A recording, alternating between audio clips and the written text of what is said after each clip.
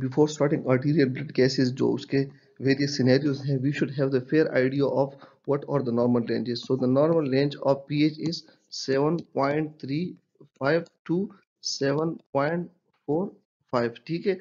और जो इसकी मिडल वैल्यू आती है, so that is 7.40, ठीक है। तो इसके साथ 5 ऐड करो तो 45 आ जाएगा, और इसके साथ 5 इसे माइनस करो तो हमारे साथ आ जाएगा 7.35 लोअर लिमिट। अच्छा, PaCO2 जो है इसकी वैल्यू क्या है नॉर्मल? तो इसकी नॉर्मल वैल्यू जो है वो बहुत सिंपल है, इसका 35 ले लें और इसका 45 ले लें। So 35 to 45 is the normal range of percentage of carbon dioxide. और HCO3 कैसे याद रखना है? तो सिंपली याद रखें कि जो 45 है इसका हाफ ले लें, सो दैट इज ऑलमोस्ट 22.5, हम 22 ले लेंगे, और अप टू 26, सम बुक में 28 मेंशन है, लेकिन this is the normal range, ठीक है। तो 7.35 टू 7.45, 35 टू 45, और 22 टू 26। अच्छा, ऐसे है कि पीएच जो है इसको हम ऐसे ड्रा कर लेंगे, ठीक है। ये हो गया 7.35, और ये अपर लिमिट हो गया 7.45, और जो एब्सोल्यूट मिडिल वैल्यू है दैट इज 7.40। इसका मतलब ये कि 7.40 से इस तरफ जो है एनवायरनमेंट अल्कोलोटिक हो रहा होता है, और इस तरफ पे एसिडोटिक हो रहा होता है, सही। तो इंशाल्लाह जब हम आगे जाके पढ़ेंगे कंपेंसेशन, तो ये छोटा सा डायग्राम जो है ये हमारा काफी हेल्प करेगा। और सिंपली आप इसको याद कर सकते हो कि हमारे साथ 7.40 plus minus 5 is the value of normal pH. Let's come to tic tac toe method, लेकिन before tic tac toe method once again come to the basics। Basic ये है कि pH, तो pH हमें पता है कि 7.35 टू 7.45 हमारे साथ नॉर्मल रेंज है। कार्बन डाइऑक्साइड PaCO2 ये हमारे साथ है 35 टू 45, इसका नॉर्मल रेंज है। अच्छा, याद रखें कि हमारे साथ हमने केमिस्ट्री में पढ़ा था कि जो मेटालिक ऑक्साइड हैं लाइक NaOH, ये हमारे साथ अल्कलीज या बेसिस होते हैं, ठीक है। और जो नॉन मेटल ऑक्साइड है लाइक फॉर एग्जांपल CO2, ये हमारे साथ एसिड्स होते हैं। इसका मतलब ये है कि कार्बन डाइऑक्साइड जो है ये अगर ज्यादा होगा,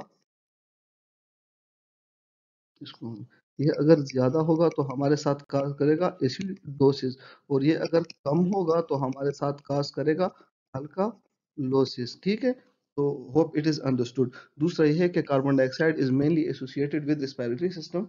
तो ये अगर जो एसिडोसिस काज करेगा उसको हम रेस्पिरेटरी एसिडोसिस कहेंगे, और अगर ये अल्कालोसिस काज करेगा तो उसको हम रेस्पिरेटरी अल्कालोसिस कहेंगे। So hope carbon dioxide is clear bye now. The other one is HCO3। HCO3 जो है हमारे साथ ये है बेस, ठीक है। और ये मेनली किडनी से निकलता है, तो अगर ये रिस्पायरेटरी सिस्टम से निकलता है तो इसको हम रिस्पायरेटरी कहेंगे, और अगर ये किडनी से निकलता है तो इसको हम कहते हैं मेटाबॉलिक। और आपको याद होगा the exchange of HCO3 at proximal convoluted tubule in the kidney that we discussed in the detail। अच्छा, क्या होता है कि ये चूंकि अल्कली है तो ये ज्यादा होगा तो ये अल्कलोसिस काज करेगा, and to be specific metabolic alkalosis. और ये कम होगा तो ये एसिडोसिस काज करेगा, एंड टू बी स्पेसिफिक ये कौन सा एसिडोसिस काज करेगा? मेटाबॉलिक एसिडोसिस, ठीक है।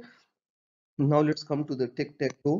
तो हमेशा जब भी हम ये प्रॉब्लम सॉल्व करेंगे तो हम एक टिक टेक टो बनाएंगे, जहां यहाँ लिखेंगे हम एसिडोसिस, ठीक है। यहाँ पे लिखेंगे हम नॉर्मल, और यहाँ पे लिखेंगे अल्कालोसिस, ठीक है।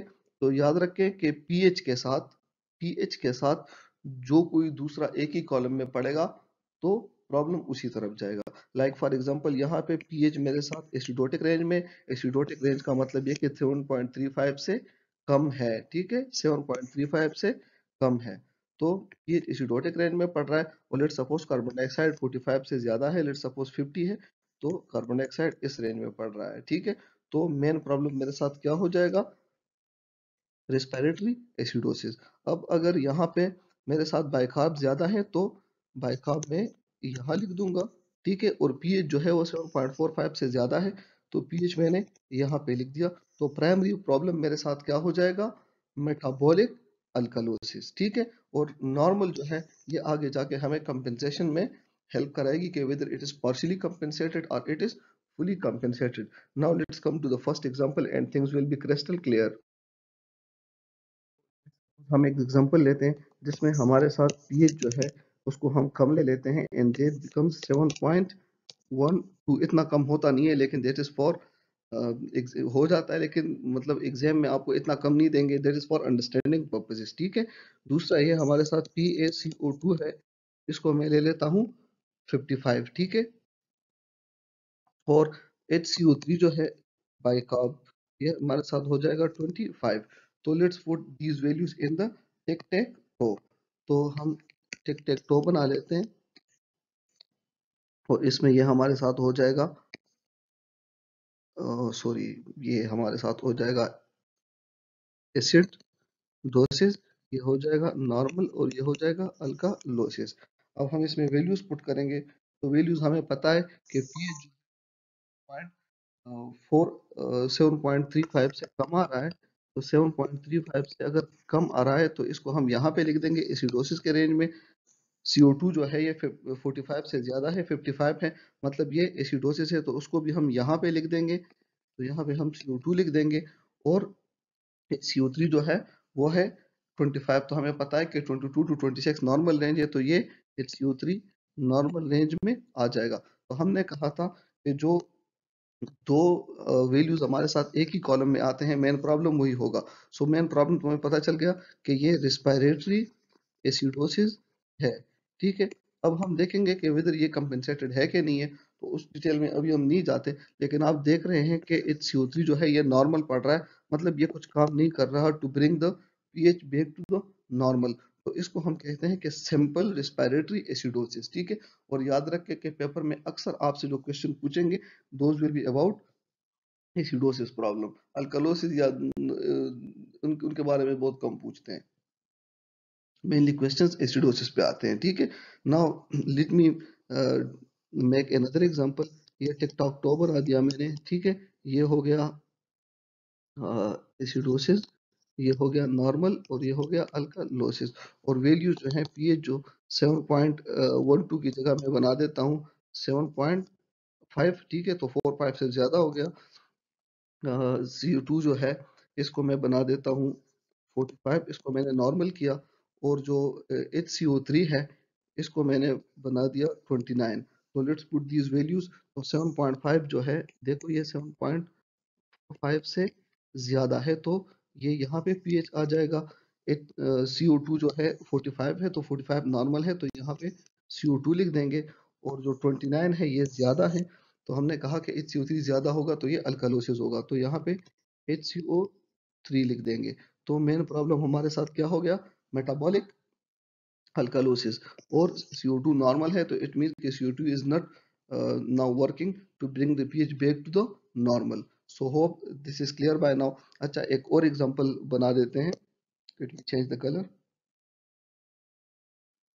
अच्छा, लेट्स सपोज पीएच जो है हमारे साथ वंस अगेन 7.22 है, और CO2 जो है इसको हम 40 ज्यादा कर देते हैं। लेट्स सपोज ये 55 है, HCO3 जो है ये हमारे साथ 20 है। तो ये वैल्यूज पुट कर देते हैं। टेक टेक तो ये हो गया एसिडोसिस, ये हो गया नॉर्मल और ये हो गया अल्कालोसिस। तो पीएच जो है वो मेरे साथ 7.22 है, जो कि 7.35 से कम है, तो ये एसिडोसिस में आ गया। अच्छा, 55 जो है ये ज्यादा है CO2, तो ये यहाँ पे आ गया। ठीक है, और जो HCO3 है ये कम है अपने रेंज से, इसका मतलब ये है कि ये भी एसिडोटिक रेंज में आ गया, तो यहाँ HCO3। तो प्रॉब्लम हमारे साथ यहाँ पे क्या हो गया, प्रॉब्लम हो गया mix metabolic and respiratory acidosis. Now let's come to a few more examples. Now let's discuss the partially compensated case. Partially compensated case का मतलब यह है कि इसमें pH जो है यह नॉर्मल नहीं होगा। ठीक है, with in the normal range नहीं आएगा, लेकिन ये याद रखें कि जो तीसरा कंपोनेंट है, either that is bicarb or carbon dioxide, that will tend to bring the pH back to normal. चलो एक एग्जांपल कर लेते हैं। हमारे साथ लेट्स सपोज pH जो है ये हो गया 7.23। ठीक है, अच्छा, CO2 जो हमारे साथ है that is 55, और HCO3 जो हमारे साथ है ये कर लेंगे 30। Now let's put these values into tic tac toe। तो ये हो गया एसिडोसिस, ये हो गया नॉर्मल, ये हो गया अल्कालोसिस। ठीक है, अच्छा अब क्या होगा, लेट पुट दीज वैल्यूज। तो 7.23 जो है ये एसिडोसिस है, तो पीएच इसमें आ जाएगा। ये once again carbon dioxide acidotic range में है, तो CO2 इधर आ जाएगा। और HCO3 जो है ज्यादा है, तो ये ज्यादा होगा, तो अल्कली ज्यादा है, तो इट मीन्स के अल्कालोटिक रेंज में ये आ जाएगा। So here comes HCO3। तो नॉर्मल में कोई नहीं है। ठीक है, तो पिछले जो हमने अनकम्पेंसेटेड केस का नॉर्मल केस पढ़े थे, ये उससे थोड़ा डिफरेंट होगा, क्योंकि यहाँ पे HCO3 जो है ये हेल्प कर रहा है to bring this pH back to normal, इसलिए ये ज्यादा हो गया है। ठीक है, तो हमने कहा था कि जो दो एक कॉलम में आएंगे वो प्राइमरी प्रॉब्लम होगा, तो प्राइमरी प्रॉब्लम हमारे साथ हो गया रिस्पिरेटरी एसिडोसिस। ठीक है, और पीएच जो है एसिडोसिस है, नॉर्मल रेंज में नहीं आया है, इसका मतलब ये है कि ये पार्शियली कंपेंसेटेड है। तो इसके लिए हम लिख देंगे partially compensated respiratory acidosis. Hope it is clear by now. Now let's come to a very tricky, and that is the fully compensated case. Now let's come to the fully compensated case. So in this case, the pH will be normal. This is a very tricky point. Remember, the pH will be in normal range. So let's take an example where pH is 7 point, say 43. ठीक है, 7.35 to 7.45 is normal. So it is 7.43. अच्छा, दूसरा ये है कि जो हमारे साथ CO2 है, PaCO2, ये हमारे साथ हो जाएगा, लेट सपोज इट इज 31। ठीक है, और जो HCO3 है ये हमारे साथ हो जाएगा 17। ठीक है, now look at this scenario. It's a very tricky one, but it's important one. अच्छा, before going into detail, let me first draw that line जिसमें हमने ऐसे यहाँ पे अपर लिमिट पे 7.45 और लिमिट पे 7.35 डाला हुआ था, और उनके बीच में हमने 7.40 डाला हुआ था। ठीक है, हमने ये भी कहा था कि जो इसके इस साइड पे है ये रेंज है अल्कालोसिस का। ठीक है, और जो इसके इस साइड पे हैं ये सारा फॉल होता है मेनली एसिडोटिक कंडीशंस में, और ये एब्सोलूट वैल्यू हो गई। इसका मतलब ये है कि 7.41, 7.42, 7.43, 44 एंड 45 ये सारे अल्कोलोटिक रेंज में जा रहे हैं। ठीक है, while on the other hand जो हम डाउन करना शुरू करें, सो 7.39, 38, 37, 36 ये हमारे साथ एसिडोटिक रेंज में फॉल होते हैं। After understanding this, let's come to the tic tac toe. तो हम अपना वही पुराना वाला टिक टेक टो बना देते हैं। सही, ये हो गया, और यहाँ पे वंस अगेन एसिडोसिस, और फिर उसके बाद नॉर्मल, और फिर अल्कालोसिस। ठीक है, now let's come to the solution. So हम एसिडोसिस, नॉर्मल और अल्कालोसिस हमने लिख दिया। अब पहले हम देखते हैं पीएच को। तो पीएच किस रेंज में पड़ रहा है, 7.43। ये तो नॉर्मल में पड़ रहा है, तो यहाँ पे हम लिख देंगे पीएच। ठीक है, अच्छा फिर हम देखते हैं CO2 को। तो हमने कहा CO2 अगर ज्यादा हो तो ये एसिडोसिस होगा, और कम हो तो ये अल्कालोसिस होगा। तो ये 35 से कम है, तो किस रेंज कहाँ पे आता है, अल्कालोसिस में। और लुक एट बाइकार्ब, तो बाइकार्ब हमने कहा कि 22 to 26, और बाइकार्ब कम हो तो एसिडोसिस होगा, और ज्यादा हो तो अल्कालोसिस होगा। तो ये कहाँ पे पड़ेगा, यहाँ पे। ठीक है, नाउ पीएच नॉर्मल है, हमें तो पता चल गया कि इट इज कंपेंसेटेड, लेकिन अभी ये मेटाबॉलिक एसिडोसिस कंपेंसेट हो गया है, अल्कलोसिस, या रिस्पायरेटरी अल्कलोसिस जो है वो कंपेंसेट हो गया है। तो हम पीएच को देखेंगे कि वो किसके करीब पड़ रहा है। तो आप देख रहे हो कि जो पीएच जो है 7.43, ये 45 के करीब पड़ रहा है। इट मीन्स कि ये अल्कलोसिस के लाइन में पड़ रहा है। इसका मतलब है कि हम देखेंगे कि कौन सा वैल्यू हमारे साथ अल्कलोसिस में है। तो अल्कलोसिस में हमारे साथ है CO2। तो प्राइमरी प्रॉब्लम हमारे साथ क्या हुआ, रिस्पायरेटरी अल्कालोसिस। ठीक है, और हो गया वो फुली कंपेंसेटेड। ठीक है, और अगर ये पीएच लेट सपोज इसको मैं इसकी वैल्यू चेंज कर देता हूँ, और ये 7.43 की जगह मैं कर देता हूँ 7.36। ठीक है, तो फिर मैं देख लेता हूँ यहाँ पे हमारे साथ 7.36, ये भी 31 हो गया, और ये वही 17 हो गया। ठीक है, तो चीज़ें वहीं पे पड़ रही हैं, लेकिन मैंने सिर्फ एक वैल्यू चेंज कर दी कि मैंने pH 7.36 कर दिया। अब देख लेते हैं कि 7.36 किसके करीब आता है। So that is near in the acidotic range. तो फिर ये क्या हो जाएगा, ये हो जाएगा फुली कंपेंसेटेड मेटाबॉलिक एसिडोसिस। तो hope uncompensated, compensated, and partially compensated are clear by now. This was a very tiny lecture, but we took 16 plus minutes on that just to make it clearer to everyone. And hope in exam you will have a clear idea of what your scenario is. Books में अक्सर हमसे थोड़ी बहुत ऊपर नीचे इसलिए हो जाती हैं कि रिकॉल्स बहुत पुअर होते हैं, लेकिन इंशाल्लाह जब आप एग्जाम में बैठोगे and you have this whole idea in the background, तो इंशाल्लाह आपको कोई प्रॉब्लम नहीं होगा. With this, we come to the end of this lecture. Thank you so much.